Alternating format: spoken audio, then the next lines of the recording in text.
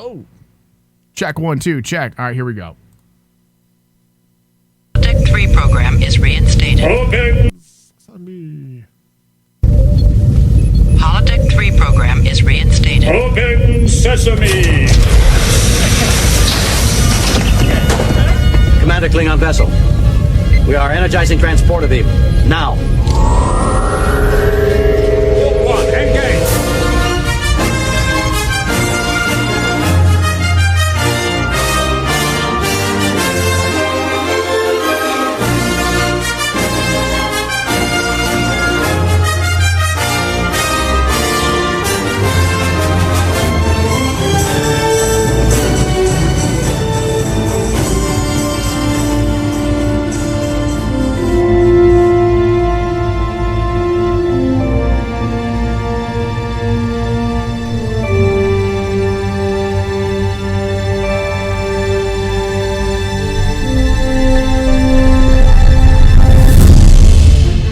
Hello, welcome everyone to Star Trek from the Holodeck, the Discovery Edition.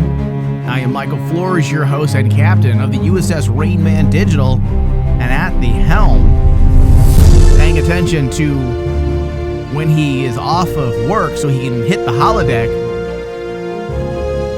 and act out his sick fantasies, is David. Hello, David. I'm just working on my program for my Tilly program for the holodeck. A Tilly program? Yes. Yeah. Oh, do yes. you? I've missed her so. Can I visit the holodeck at that time as well? No. This is a private holodeck. Oh, it's a holo suite. It's a holo suite. Okay. Yeah. All right. So we are here today to discuss Season 3, Episode 2 of Star Trek Discovery, titled Far From Home. I will have to say immediately and right off the bat, the visuals in this series is stunning. Wow. Just utterly gorgeous. The shot of the Discovery flying through the atmosphere of the planet, that's art, David. Yeah, absolutely. That ranks up there with some of the most iconic ship crashing scenes I've ever seen. It's just gorgeous. It's gorgeous. The framing and how well the cinematographer worked with the VFX artist is a testament to the skill level involved in this show. Yeah. Amazing. And the designs. I mean, absolutely down to the art. The artist renditions of everything. Everything looks... It's really difficult for me to actually put it in words, but this sounds silly, but everything looks so realistic, but so gorgeously sci-fi. It almost has kind of like this. It's classy. Classy. There's a classy shininess. There's a classiness to it. Yes. It's this that is retro vibe cool. This is the classiest Trek series of all time. There's just this elegance to the series. A blend between TNG and TOS. Possibly. I mean, if you look at it, the designs themselves are elegant. The VFX, man, some of the ship designs and some of the, even like the designs of down to the costumes. Well, just the creativity behind, look at the planet in this episode and the floating debris and pieces of planet above. There's so much creative thought going into how they're going to make this look. Yeah. Eventually, though, I think we're going to have to see some smaller episodes because we are 2 episodes in, and I think they've blown the budget because I'm sure they've used a considerable amount of the budget for these opening 2 episodes. I believe this episode, just like the last, were location shoots as well. That was a big thing on the internet the other day. Alex Kurtzman was talking to numerous outlets about their decision to shoot overseas, which typically all of Star Trek has been shot within the studio system in Hollywood, even Picard. And the fact that they went overseas, I want to say Iceland is where a lot of these location shoots took place. So we have those travel days, but I'm wondering if they wanted to go bigger in scope for some of those landscape shots without having to push the VFX budget over the edge. And they somehow just found a way to balance out the costs. It would be interesting to find out the cost ratio of some of these decisions, because typically travel days are expensive, and that's why people have moved to VFX. Mm-hmm. But then, hey, possibly to build an entire new landscape that looks different, You need locations. yeah, maybe the VFX budget wouldn't be able to sustain that. So they weighed the cost and said, hey, it would be cheaper to go hit up a location. The amazing thing to me is I just looked up like the reported estimate of every episode of Star Trek Discovery. 8 to 8.5 million per episode. Jesus. That's no joke, though. That is no joke. But I mean, but then compare that to like Game of Thrones, where they were given $50 million per episode. exactly. When you put that into Imagine scope, if Discovery gets to that point. oh man. Dude, we wouldn't know what to do. I would hope they would actually bring that budget, make that budget worth it. Give me some Tilly and 20K. Just 20K That'd be Tilly. so awesome. Just blow the budget on that. just give me Tilly on a beach scene somehow. a beach scene. A beach You're scene, romantic. something. Yeah. That's so romantic of you. I just want to get down and dirty. Give me Tilly behind a dumpster in an alley. Jeez. Why did you have to take us there? Actually, I did, didn't I? You did. That's what I was going to say. I was trying to be romantic with Tilly. Yeah. You just wanted to get down and dirty and say, hey, here's $50. All right. Okay. So just spend. I don't know how much they're spending in this season. Is that estimate from this season or just That is in an general? estimate from that is from season 1, season 2, and season 3. Yeah. Okay. So they've been working on an estimated budget per episode of 8 to 8.5 million. Okay. That's fine. Just be careful, because these last 2 episodes have been rather big Yeah, they in have. scope. Just don't spend so much of your budget at the beginning that we end up having a complete failure like the finale episode of Picard, where we had a copy and paste extravaganza. So please, slow down. Slow down. You gotta take it easy. Please don't do that to this show.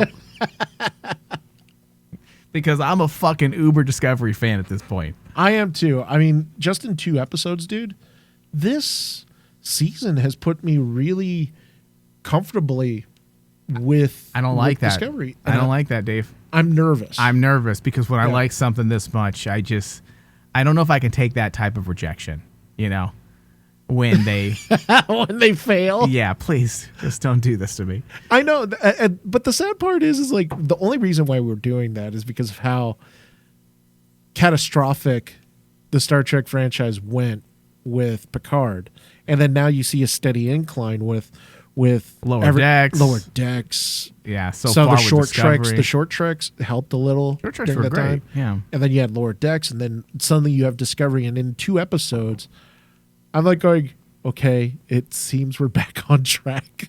I hope so. Because so far, so good. And Dave, to make things even better,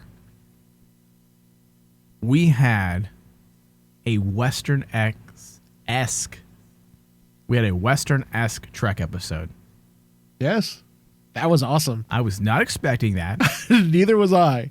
I mean, and it wasn't just, hey guys, here's a Western, we're going to do certain shots. No, it was everything you would expect from a Western, with all the bells and whistles, the Western genre tropes, the go-to fucking saloon doors, Saloon doors and Spurs. Spurs, and fucking Jake Weber as the guest star. Yes. Of Helen Wheels fame. Dude, were you laughing when Jake Weber shows up and you hear Spurs? Dude. And I was No, like going, I wasn't- why is a guy in space wearing Spurs? I wasn't laughing, David. I was coming. Yeah.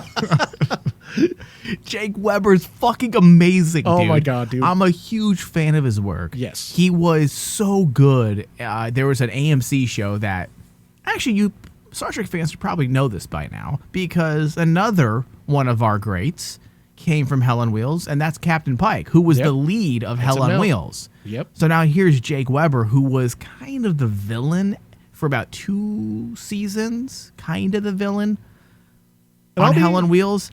Dude, he is so good, and he just is so captivating that the moment he enters frame, your eyes are just on him because Yes. you're waiting for him to do something. He doesn't need to say a fucking word. No. It's all in the way he emotes, his body language. It sells the entire thing. And dude, by the end of the episode, I was like so thrilled that he walked away. Yes, thank God. He got to walk away. I'm like, no, don't kill him. I Yeah. want this character, even though this character is so despicable, I want this character to come back because Yeah. of number one, I love the actor, but like just the fact within this one episode, bringing him in, you've introduced us to a character that I really want to see more about. Dave, I know. I have hopes that, well, And dude, when he was I playing had opposite, hopes. when he was playing opposite Michelle Yeoh, oh my God, it was so holy good. crap, that was cool. I mean, Dude. if you want to see actor versus actor, Yeah. that was cool. I had hopes that he was going to be a recurring villain because the way he was introduced, but I think the way it ended, it might just be a one and done. Yeah. And I know we're dealing with larger scale threats in Discovery, that's kind of the direction Star Trek has gone. It's not about those more intimate moments anymore in terms of villains. It's more about the larger scale obstacles, world, cosmic ending type of events. And I get it. I understand we got to go big or go home in this generation of TV viewers. That's what the audience wants. But I miss the smaller scale villains, the archetypes that were a part of the older Trek films. And I could see the way they set up Jake Weber. I'm like, what if he's not the main villain, but what if he's a reoccurring threat? See that? And I would love that. And he becomes more of an intimate villain to a specific character. Maybe Saru, maybe Giorgio, maybe fucking Tilly. Oh, the way he treated Tilly? Yeah. And he's just this ongoing threat to where you build this intimacy between foe and hero to where we get a moment like Khan and Kirk, Well, the thing Soong and Picard, or I'm not Soong. Who is the Generations? Sauron or Saren. Saren? Is that who it was? I think it's pronounced that way. Why? Send me back. That's all I remember. But like, dude, the character that Jake Weber portrays is the character of Sarah. He fits Zara. that classic archetype, right? He did. The Nero, the Khan, the Chang, Yeah. all of those. And he fits what Discovery in episode 1, the theme that they're trying to show is like these type of characters are rampant around this time frame because there's no Federation to keep them in check. Right. And this is the type of character that you're going to have to deal with. And I love that. I love the fact that basically If only the Rangers were here from Picard to take care of things. maybe they got wiped out. Yeah. I will say this. We are 2 episodes in, and the last 2 episodes of Discovery have felt more like... Now get this, Dave, because I'm like, why is this so fucking good? The last 2 episodes of Discovery have felt more like the original series era than Discovery 1 and 2, and they were actually both in the original series era. How does that work? I know. This future setting, Dave, has allowed the writers to strip away the comforts of our characters and hurtle them into a place where they do not feel safe. This is going to make room for great scenes that could create compromising situations for our characters, things that we are familiar with from the original series and from our films. Scenarios just like in this very episode. They are forced to make a decision. Will they make the right decision as a Starfleet officer, or will they throw out their principles when under duress? That entire scenario, and using Giorgio as the devil on your shoulder, let's just kill them all, to nudge Saru, to nudge Tilly, to even nudge the individual that was given the power. And yet he made the right decision because he witnessed not the sympathy, He witnessed and experienced what the Federation and Starfleet stand for. He witnessed it straight out. So then he then made the right decision and let the character go. Yes. The villain of the episode go. Yeah. I mean, these scenarios are fantastic. Zarer is what his name was, right? Zarer? Yeah, Zareh. Zareh. He also aided in creating a tone that fits this new setting. And I don't know if you picked up on this, but even he was not happy. Even though he said, hey, the burn was great for me, there was a sense of nihilism that just exuded from him. And I kept thinking to myself, is that just because how Jake Weber is portraying it? But no, that by the end of the episode, you feel that Zareh is a product of what the burn did to everybody in the galaxy. There's no hope. There's no hope. And like the fact that when you look at the character's background, and I actually have his memory alpha pulled up right now. Mm-hmm. Prior to, in his history, the first paragraph that it shows here is prior to 3189, he assumed the role of courier for the colony by beheading the planet's previous courier. He supplied the planet's mining settlement with whatever it could not produce for itself and held immense power over the coordinate miners as a result. He also has experience with the planet's parasitic ice and claimed to have seen it go down a person's throat on one occasion. This is a guy who's seen messed up shit. Yeah. And that's what happens. See, and that's why this season is off to such a great start, because you're not just introducing characters because, hey, we want there to be, a little hint, a little wink, wink. There's a mystery just around the corner. They're not worrying about the greater mystery. Yes, they're building on the myth arc.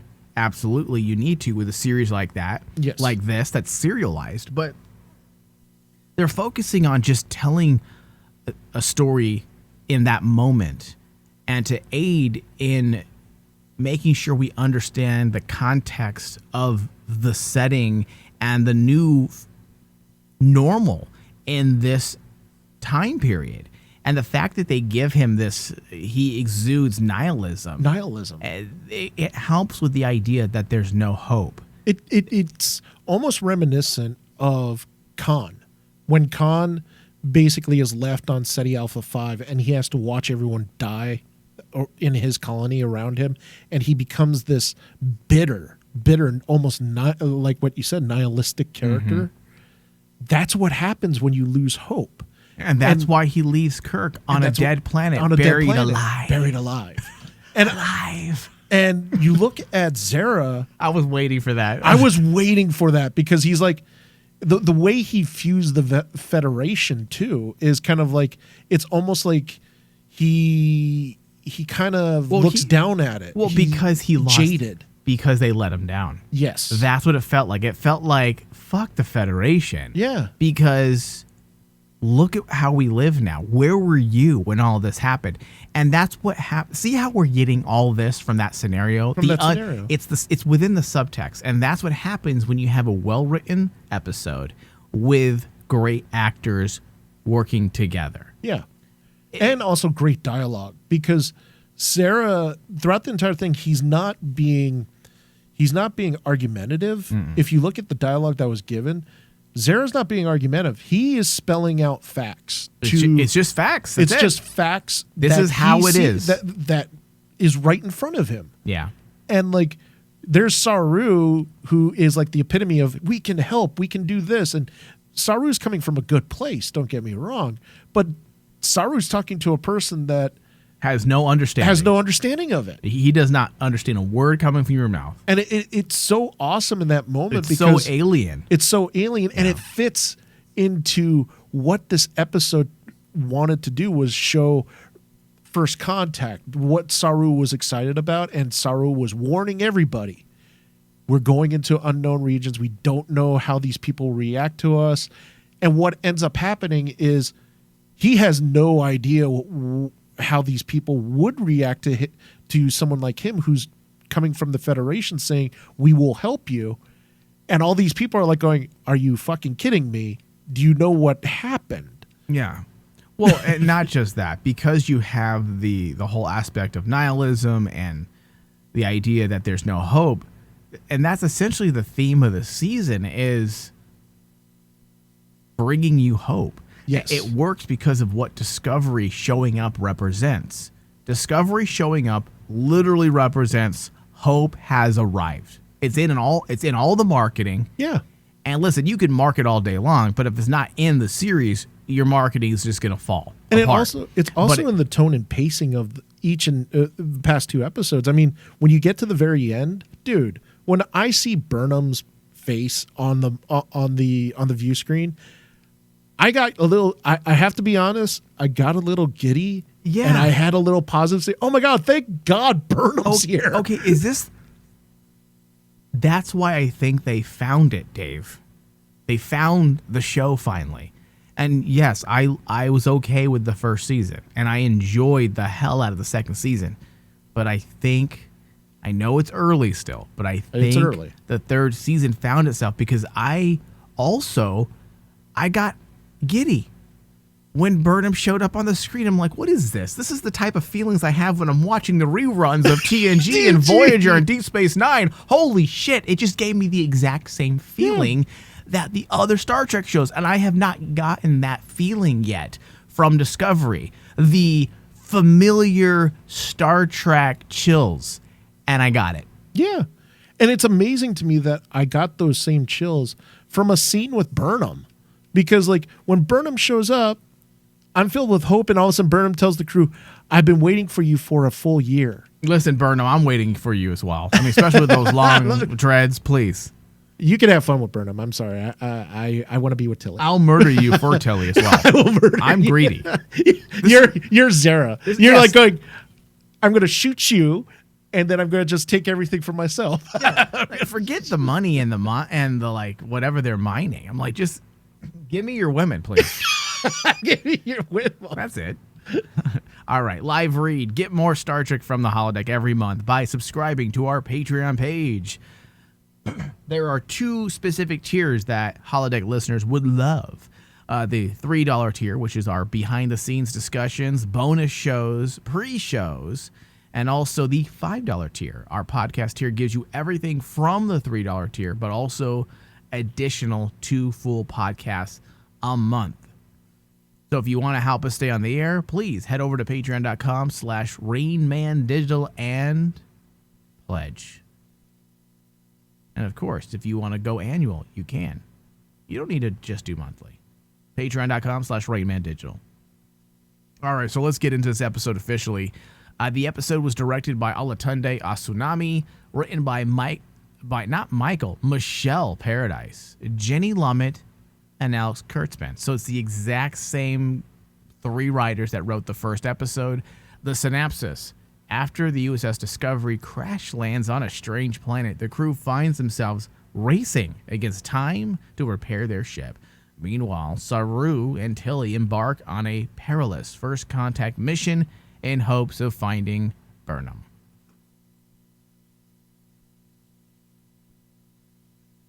Okay, so this episode didn't push much of the bigger story forward, but it didn't need to. Yes. Nor was it designed to do so. This was more or less the epilogue of the last episode, and served as simply a way to frame our characters and show them work together in this new environment. And the thing I really liked about it was they showed the fact that since last season, yes, they became a unified crew by season's end. But at the beginning of this season, they're a unified crew. However, because you see that they care for each other and everything else, but they're still trying to find the perfect chemistry together. Like pairing them up individually in pairs. Well, yeah, that also allows you to cover more ground as well in terms of writing. You know, putting characters together, making them talk, making them interact. It helps with fleshing out 2 or 3 characters at a time. But outside of that, not only did this episode serve to just kind of frame or reframe where everyone is at emotionally and quite literally physically, but also it felt like an episode that and correct me if I'm wrong or if you disagree, but it also felt like an episode that was designed to showcase Saru's ability as a leader. Oh, absolutely. He's Absolutely. no longer the docile prey species he was. Dude, his standoffs with Giorgio and then also dealing with Zara. That's the Saru that this crew needs. And He's maybe not I'll have docile to anymore. right, and maybe I'll have to go back on what I said when I said I don't think Saru. Was it in a pre-show or a regular show that I said this? I don't remember, but I had said to you that I don't think Saru is going to be the captain this year. It's either going to be someone new or it's going to be Burnham, and I said that based on some previews I saw. But they're really trying to show his leadership in this episode. This episode really showed how he's acclimated to the change in his body chemistry, and he's found a balance. If you remember last season, he was a little off kilter with his bodily changes because of his bodily changes.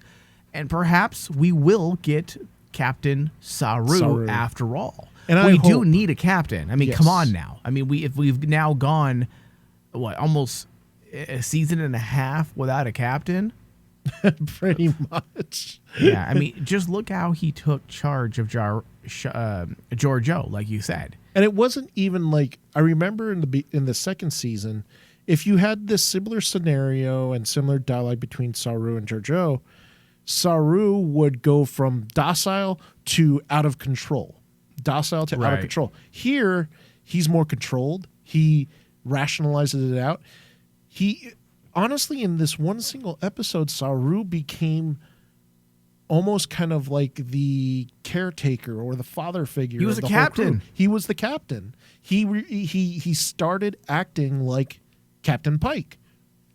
All the decisions he made would be something that I was telling myself, this is what Pike would have actually chosen to do.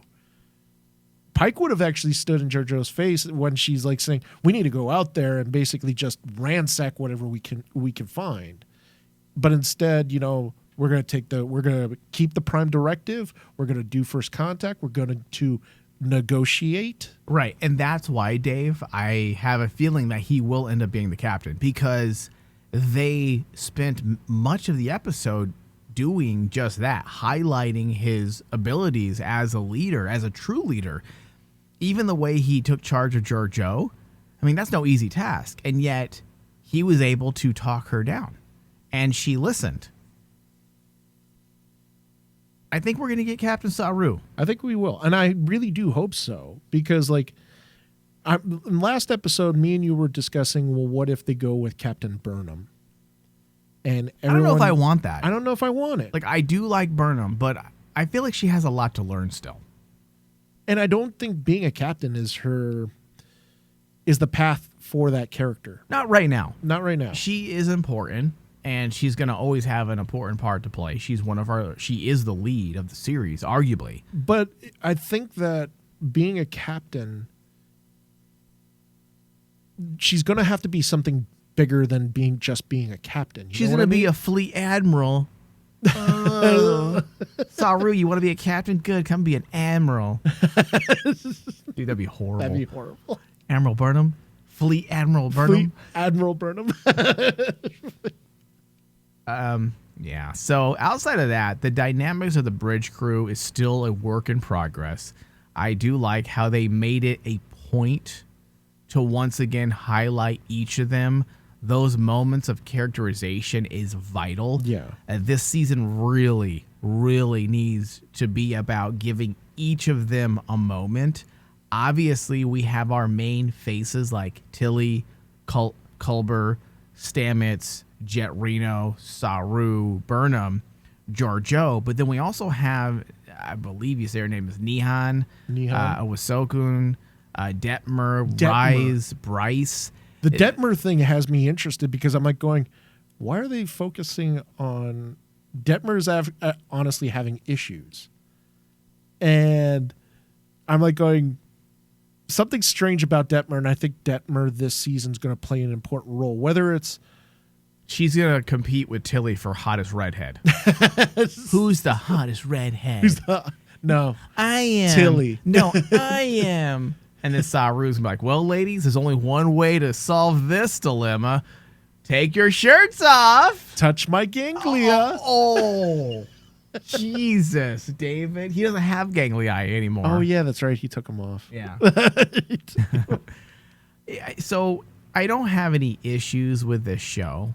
I actually enjoy this show. It's a weird feeling. Like I don't understand the feelings I'm having. I'm telling you, it's because like we've had such a lull Yeah. in bad stuff. Getting something good is like, it feels fantastic. Right. Yes. But one lingering issue that's not a really big a deal. It's not that big of a deal per se. It's not a deal breaker. But who the fuck is the bridge crew? This show has been a bit of a revolving door, and I'm hoping we're going to finally be on solid ground and we can have those designations, because do we even know who the actual bridge crew is? In TNG, we had our side characters. Same thing with Deep Space Nine and Voyager and, of course, the original series and Enterprise. But we also had our side characters. But we knew specifically who our bridge crew were, right? Yeah. In TNG, because that's the easiest to go to right now, Deanna Troi, Geordi, Worf, Wesley Crusher, Data, Riker, Picard, right? Did I miss anybody? Possibly Crusher, Dr. Crusher? Possibly Dr. Crusher. But yeah. then we had so many side characters as well that popped in, but they weren't bridge crew. Who's the fucking bridge crew? Is Stamets a part of the bridge crew? Is Jet Reno a part of the bridge crew? Tig. I mean, who the fuck is the bridge crew? Let's get some designations here officially. Honestly, yeah. I mean, We need to have a ready room moment where Saru's all, everyone to my ready room. And we're like, okay, you're the crew. I get it now. Thank you. Thank you. Because who the fuck is it? And Is that just me being a Star Trek baby? Because that's something we're accustomed to, that we've always known who is it command crew or bridge crew? bridge crew? It's bridge crew, It's right? bridge crew. Yeah. I mean, Deep Space Nine, it was Dax, Bashir, Odo, O'Brien, Cisco, Kira. Enterprise was, don't ask me, I forget all the names. You got Archer. You got The listeners get it. Yeah. But do you think we kind of need that officially stated finally? Like, hey, listen, we know who our cast is. but But who's the bridge crew? Who's the bridge crew? Because like the thing is, when you look at the bridge crew of Discovery, unfortunately, when we think they're a part of the bridge crew, they end up getting killed or getting disappeared. And that's why I said that we have kind of a revolving door for the last 2 seasons, and I just want some fucking consistency. Yeah, and I'm hoping that we get it this season. Is it just me, or no, you do agree? No, I do agree. We need a little, and I understand because the show's been kind of in a weird transition period since season 1 with showrunner and then direction that they want to go. And again, according to Kurtzman, this is it. This is where they're staying from now on. There's no more changing setting or locations, that this is it. So hopefully now we'll get that consistency so we understand who our crew is. And with that, we're also going to learn more about each of them, because we do need those moments with each of them. We need to have an episode that's Rice eccentric, and that's Bryce eccentric, and Detmer eccentric, and Nuhan eccentric. We need to get those episodes. The entire episode doesn't need to revolve around them, but we need to find creative reasons, like last season when they gave that one specific episode to Ahsoka. Yes, If you remember, she was part of the away team with Pike. And it helped us to get to know her a bit better. And it does seem like they have started something with Detmer, as you had led us to, which I was happy with. If they give her a subplot that ties back in, that will hopefully be something that has been missing. You know, it will be something, or I should say it has been something that has been missing for sure. And if they can use this as a rope to, you know, bring in miscellaneous characters like Awosika and Bryce, and bring them all together in some subplot, I'll be happy. Yeah. And this show will go from, nearly flawless to flawless. To flawless. Because that's the only thing that's missing is that we really need those character moments. Because- That's what we're used to in Star Trek. And if you're a show like Picard, let's say, where the show is titled Picard, and most of the story revolves. I'm not going the direction you think. I'm not. I was like, going, I'm not going to get negative. Okay. No, I'm saying in a show like Picard, I get why Picard is at the center, right? That, or at least he should have been. Yeah. David, stop it. But I get the concept. If it's about Picard, I would never have gotten mad. Yes. About about us not delving into other characters, because obviously it's about fucking Picard. But now you introduce in Discovery, you have 12 different characters, and they're in the background. If they're there continually, we need to learn about them. Yeah. Because otherwise, it just feels a little weak, and we don't care. Because and Discovery they are getting there. Yeah. Discovery isn't just about Burnham. Discovery is about the crew of the USS Discovery. Now it is. And like...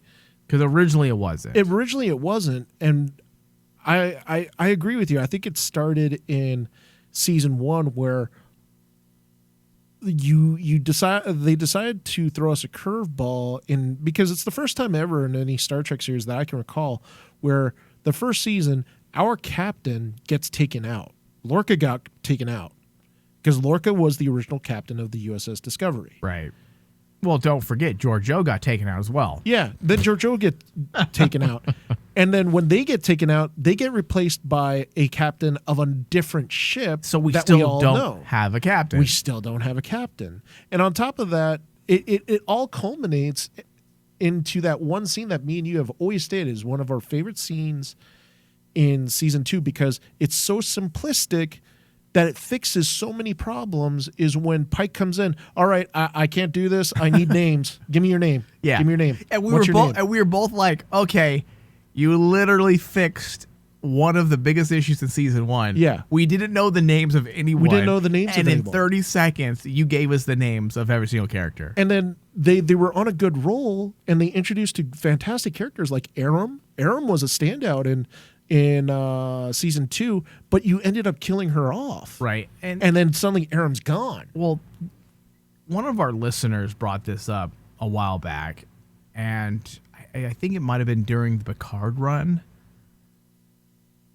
And they had said that they really missed the episodic vibe because she felt like it opened up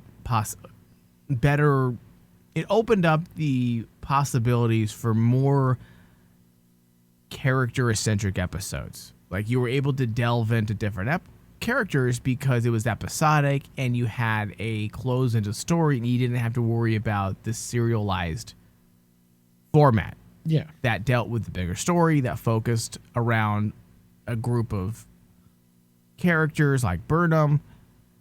And I would agree with that, but I feel like if you just find great ways to bring these characters in, there's plenty of serialized TV shows that allow fantastic character development. They just have to want to. They have to do it. And again, I don't want to get too far. I kind of want to cut this topic short because I don't want to sound like we're complaining, because I'm not.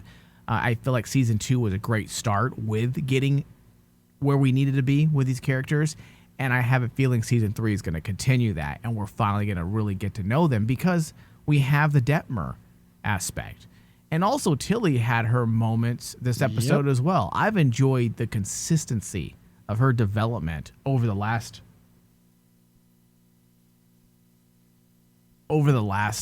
2 seasons. I mean, Burnham, Saru, and Tilly have been the most consistent part of the series, and understandably so. Yeah. They are the main faces of Discovery at this point. They tend to be everyone's favorites. They are the through lines for most of our personal arcs and narrative.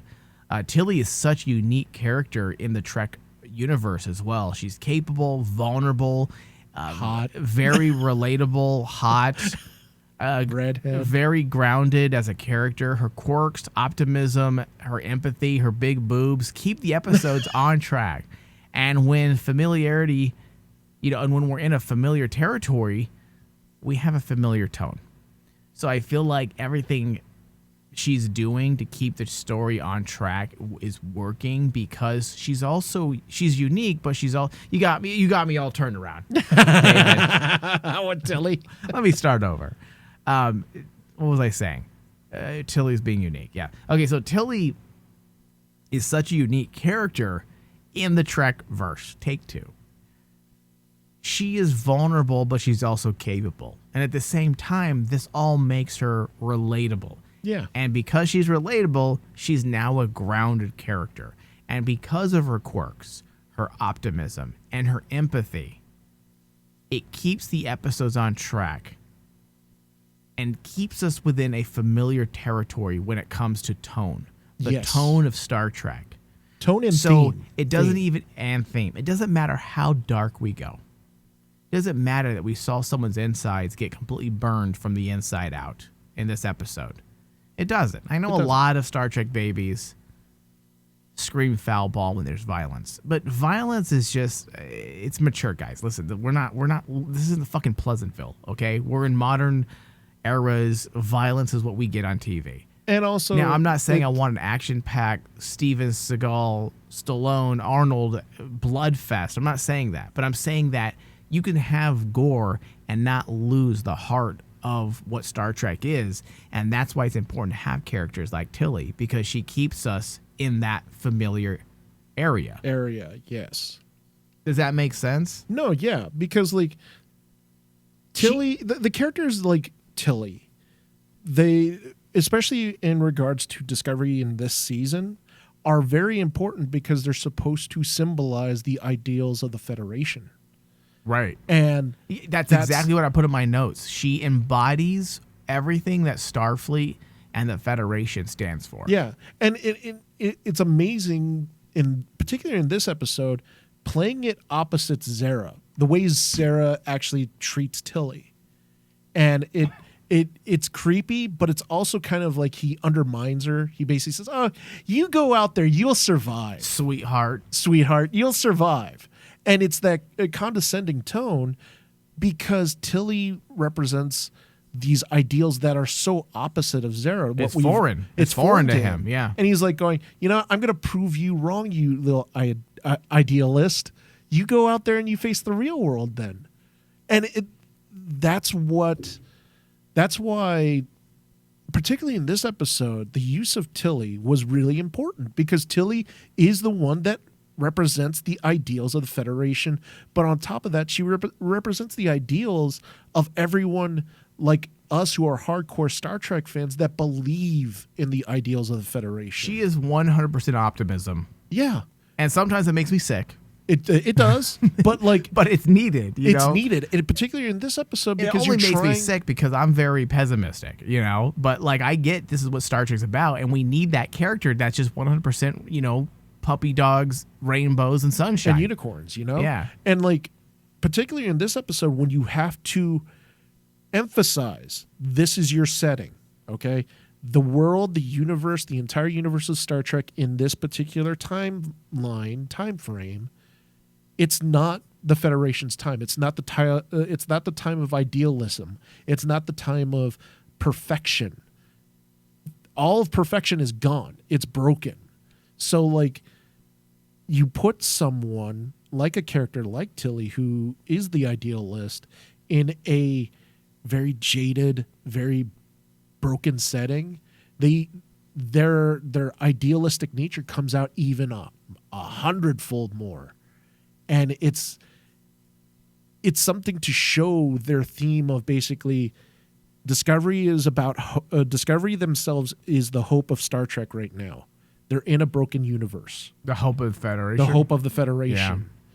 Yeah. And dude, I thought the parallels. There's so many parallels in this episode that I'm super comfortable with the writers of Discovery Season 3 now because I can see that they understand Star Trek writing because that's what Star Trek writing is all about. They do. Showing parallels and showing concepts that are more than just the flashiness of phasers and teleporters, Yeah, completely agree. So we have Tilly and Saru on one side, right? Yeah. all of that uber optimism and Starfleet ideology, right? But then we have someone that I can relate to, my spirit animal, and that's Jet Reno. Jet Reno. She's me. Dude, she was used to perfection in this episode. Dude, I really like. She might be. Oh man, she might be one of my favorite characters on the show. Well, because Like they use her so fucking well. yes, They never squander a moment. I mean, when she says this guy cleaning up hazmat suit. hazmat suit, and he's all like, "My name's actually so and so." She's all, "Yeah, I've already forgotten that." Yeah, I'm just like, "Yeah, I love this. I love you, she's your spirit animal, dude. She's great." Well, and especially like the way they use Jet in this one is perfect because it fixed one of the problems that's been going on for the past 2 seasons, which is a character that on record I've been saying I'm rooting for. I like him, but he needs to get somewhere. Yeah. Well, I agree, and this is probably my only negative. But in And this episode, it's not really a negative. No, it's not. It's not. And I'm hoping they move past this, but I'm over Stamets. Yeah, I'm just, dude, like, you have been in the same place for 3 seasons. exactly. You're not interesting. You were for about 7 episodes in the first season, and since then you have just been stuck in this rut, and I'm hoping they find a place for him to go. Yes, Because he's not a bad character. There's tons of things they can do with him, but they have to let him grow this season. Yeah. Enough with tying him down to a relationship. If he was a woman, if he was a female character, there would be so much outrage on the internet saying, why is he so beholden to a relationship? Why is the entire story arc tied into a relationship? And that's what they're doing with him. They're minimizing and marginalizing 2 of our lead characters, and all they're doing with them is making them this melodramatic, mushy, like, romantic scenes that, number one, aren't even that interesting to begin with. Each of the characters are interesting. yeah. And I'm just fine with them being together. But we need to now evolve the story. The story cannot be about this relationship that you continue to push. Let's grow past the relationship. Yeah. Let them be individuals. Can we please learn about them? That's my only complaint about Discovery as a whole, is the 2 of them. Stamets and the Doctor, and like Yeah, Culper, right? Is that Culper. his name? and I'm fine with both of them. I actually like both of them a lot, especially the Doctor. I think the Doctor's cool. the Doctor's cool. I like him. We haven't quite gotten a Doctor quite like him. He actually is compassionate. Yeah. He's compassionate. So I do like him quite a bit. I just want to see them grow past the stale relationship. I'm done with it. Keep them in a relationship. That's fine. But let's have them go in their own directions, have them do their own stories, and then remind us every now and again that, oh, yeah, they're in a relationship. But when you make the relationship the focus, it's just not interesting. And that's no one gives a shit. That's why I insert Jet into this scenario, and I loved it because the one problem with Stamets is, like, just like what you alluded to, he's in this unending cycle over and over again. Oh, why is me? Why is me? Yeah. Why is me? And all of a sudden, he's always sad. He's always hurt. And Jet, oh, dude, I was laughing so hard when Stamets hurts himself. And Jet goes, yeah, kind of figured you'd do that. Well, she's great, dude. I would love to get less Culber and Stamets together and more Reno and Stamets, because the 2 of them together, Stamets and Reno, works. It works. There's a chemistry there. There's a dynamic there that really works and makes both of them, well, Reno's interesting on her own, but it makes Stamets more interesting. It makes Stamets more interesting because Reno's there to smack Stamets in the back of the head. Well, she's a character motivator as character well. motivator. Yeah. And like, she's there to push him forward. Yeah. And oh my God, the thing I came to realize after I watched this the second time, Stamets' story at this point wasn't about his relationship. Stamets' story was about how he refuses to constantly turn down help. He refuses to accept help from other people. And this has been an ongoing, I didn't realize this has been a character flaw since season 1. And it took basically them inserting Jet into the equation to fix this character flaw. Hopefully this is the end of that. Yes. Like the moment with Jet Reno finally solved his issues of trying to prove himself despite the fact that he's in complete agony. Yeah. Yeah. And I hope that we see more, like what you said, of Jet and Stamets together. We just need to progress. Yes. We need to progress. The characters need to grow. And I feel like Stamets and Culper are the only two characters in Discovery that have not grown. So this season is going to be the deciding factor. Yeah. Let's see these characters fucking grow because there's so much potential with these two. Let's do it. Let's push it past the melodrama. So we didn't get any big reveals like in the first episode, but they added a few smaller details. There was a comment, and I don't know if you picked up on this, about the periodic table of elements, that there are new elements that they've never seen before. Yes. And when you drop a line of dialogue like that, I can't imagine it just simply being for no reason. It has to mean something, especially when you're dealing with a show that's written like this season. Possibly it's created due to the cataclysmic events, the appearance of new elements. Maybe they'll be used at a later date. We will see. I'm hoping we do return to that. The Corridon connection. I believe that's how you say the name of the alien species. I could be fucking it up, and I apologize. It's very late here in Arizona. The Corridon connection with dilithium was an interesting reveal because it may have something to do, possibly, with the current state of the Corridon people. As we know from our last episode, Dave, they had specifically mentioned that all the dilithium had blown up. No one knew why. Well, this group of Corridons were on a planet that they only knew as the colony.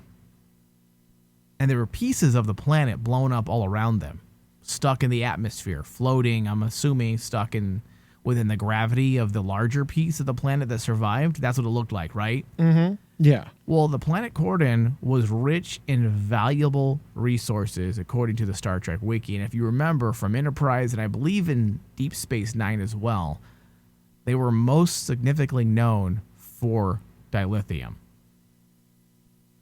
So if all the dilithium blew up during the burn, then it would stand to reason that the planet's in tatters and pieces because the dilithium basically blew the planet apart.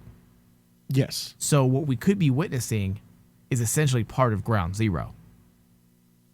And that would make sense why we introduce this planet and these people. Yes. And yeah, I think you're definitely onto something, because it's kind of odd that they would make the reference of this, but And out of all the alien species, out out of of all of them they alien could use, species, they choose these ones. yes. Yeah. So we'll see. All right, we do need to take a very quick break, David. Don't sigh and complain, Dave. I know you need to just keep talking about Tilly. But we do need to go to a very quick break because we need to pay for this network. Right? No, you're right. But I don't have any breaks or audio. So I'm trying to waste some time here. All right, we'll be right back.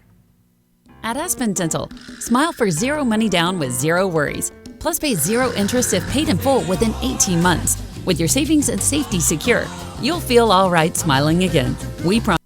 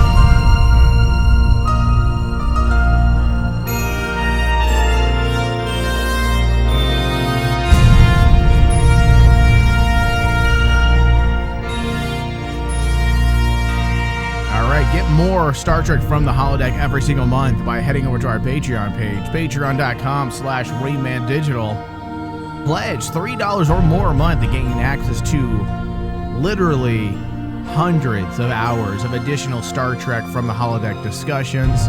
It helps you and it helps us stay on the air. And we give a lot of content. I know when people think Patreon, they think, oh, you offer one piece of content a month, because that's what a lot of those people do. No, not us. We offer so much. We spread our legs for you. Apparently, it's an epic spreading of the legs. Uh-huh. All right. Patreon.com/RaymanDigital.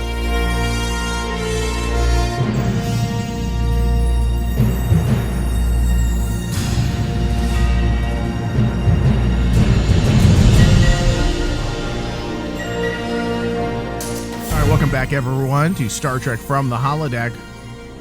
Please be sure to give us reviews on Stitcher and iTunes.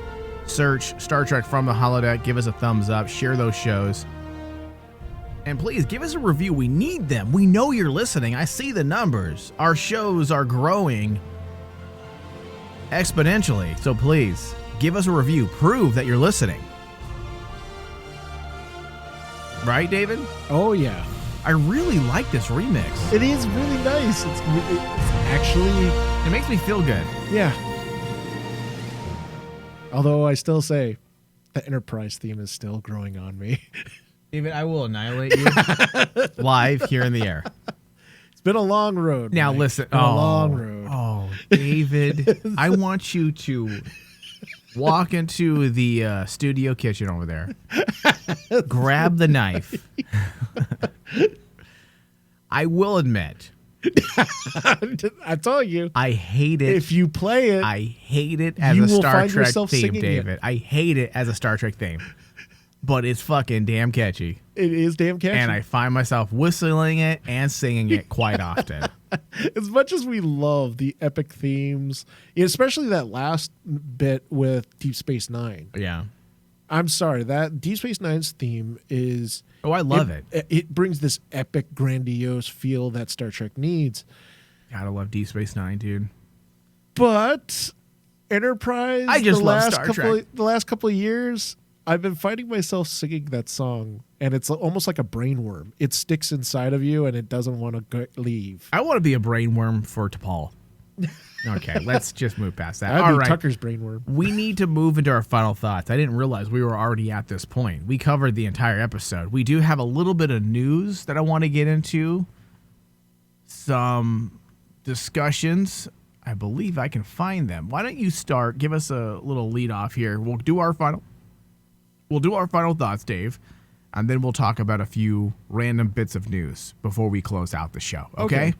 Well, my final thoughts on this episode, I'm going to start off with my score because this is a Star Trek episode that I have been needing for a very long time as a Star Trek fan.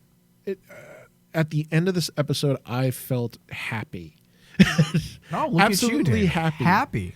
So I'm going to give this score might seem a little high to a lot of people, but hear me out first. I'm going to give this score a 98. The episode was so fun to watch. I felt really good getting introduced to the characters of the crew. Getting to see them in different scenarios was fantastic. Seeing the progression of... getting to see their progression as characters is fantastic. And I'm happy that all the stuff that was built up in season 2 is not forgotten. And I can't wait to see episode 3, how everything fits. And one final thing that we didn't cover that I was so happy about, we do not have to wait for the great mystery of Burnham trying to find the crew. I was dreading that. I was honestly dreading that they would have that for a couple episodes. Yeah, like half the season was going to be them looking for each other. I agree. And I was like going, I'm not kidding. I said it earlier. When they get tractor beamed by the other ship off the planet, I was like, okay, they're going to leave this on a cliffhanger. All of a sudden, communications opens up, view screen, Burnham. I felt so happy seeing Michael Burnham for the first time in all of Discovery. I'm like going, I literally found been a myself long looking. time, It's David. been a long time, and it's been a long road getting from there to here. But seeing Burnham, any episode that can make me feel that way about a character, the past 2 seasons I've been saying, I hate your face. And all of a sudden I'm like going, I'm so happy to see you. No offense to you, don't waste your time. Here's why. Because I'm happy. Clap along. I'll admit that I actually kind of felt this song when I felt this song. Burnham showed up and Oh, absolutely. hit the credits. I'm like, holy shit. For the first time in a very long time, I feel fucking good. Good. And Yeah. so that's why, as I said, this probably gets a really surprisingly high score, but writing wise, So what is the score? 98. I gave it a 98. Jesus. That's what I was like, can I give this anything lower? My heart says no, I can't. I cannot give anything lower because there's nothing that I could say I disliked in this episode. All right. So, Dave, I don't disagree with you. I feel like as a Star Trek fan, it works. Everything just clicks. Everything works. Again, ignoring the trolls out there, I don't understand when they complain, especially about this season so far. But They don't want to be happy. yeah, they don't. But this, I feel like we're in a very good place. Very, very good place. And I've been a fan of Discovery since season 1, but I've had issues. But I would consider myself a legitimate fan of Discovery. I've enjoyed, especially season 2. This season, I feel we're in a really good place to have some of the best Star Trek we've had in years in the form of live action. So I'm very excited for it as a Star Trek fan. Critically, I got to put on my critic hat. Okay. I'm going to bring the party down. This is what actually, this is what I'm really interested in, is like, if you think as a critic, is there something that we can pull that basically was not good? Let me just say this. As a Star Trek fan, I'm right up there with you. 98, 99%.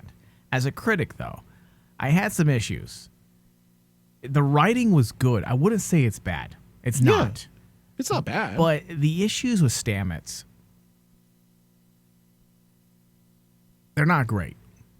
They're not great, but don't you agree that they actually made steps to improve it, though? Absolutely. Absolutely. But they also create an entire problem within the ship. A little bit of a plot device, for a lack of a better reason or name to call it. You have Stamets' stubbornness create an entire issue with the ship where the entire ship almost got swallowed up by parasitic ice, all because he can't admit that he shouldn't be in the Jeffries tube. All they need to do is call someone to help them. Mm-hmm. And you create this entire subplot about Stamets and his pain and his inability to accept when he's just not able to do something. And he's in the Jeffries tube. And the ship is going to get swallowed alive. People are going to die. All because Stamets was stubborn. It's just tired. I'm tired of it. Critically. It's not good. They need to move past this terrible character trait of Stamets. And I think they have. I hope, and I agree. It does feel like this was a bit of the nail in the coffin. Like, hey, this is an issue you had, Stamets. It's time to move forward now. And with the help of Colbert and Jet Reno, we're going to get you there.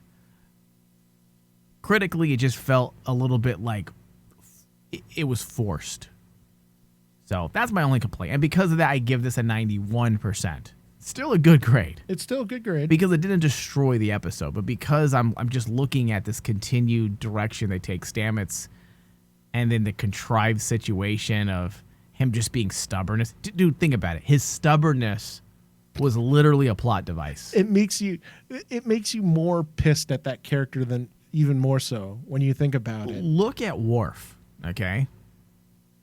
Probably one of the most stubborn characters in all of Star Trek because of his very narrow view, especially in TNG. In Deep Space Nine, he learned to be a little more objective because he was in command, right? He wasn't just tactical. Very narrow-minded in TNG. But it worked because we had that idea that it's Klingon nature. Right. Right, but also, exactly, but his stubbornness never put the ship or the crew in jeopardy. And he was so stubborn sometimes where I'm like, you fucking Worf, you son of a bitch. But at the end, he always made the right decision. Stamets didn't make the right decision. Dude, you put everyone's life in jeopardy, bro. It was kind of, writing-wise, I wouldn't have done that to a character.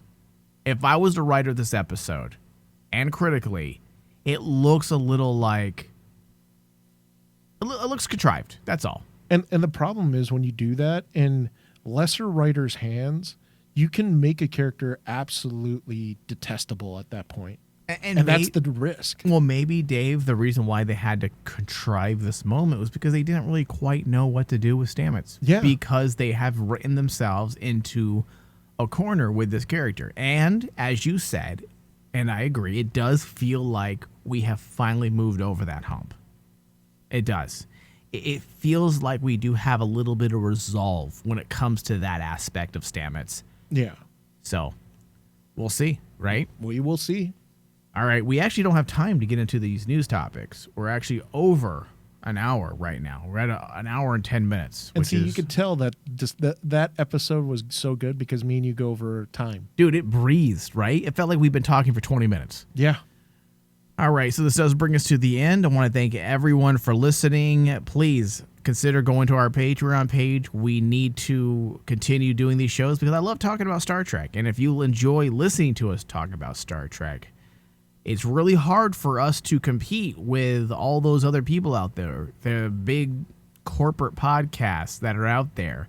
And the only way you can do that is by your reviews and your contribution to our Patreon page. So please, patreon.com/RainmanDigital. David, thank you.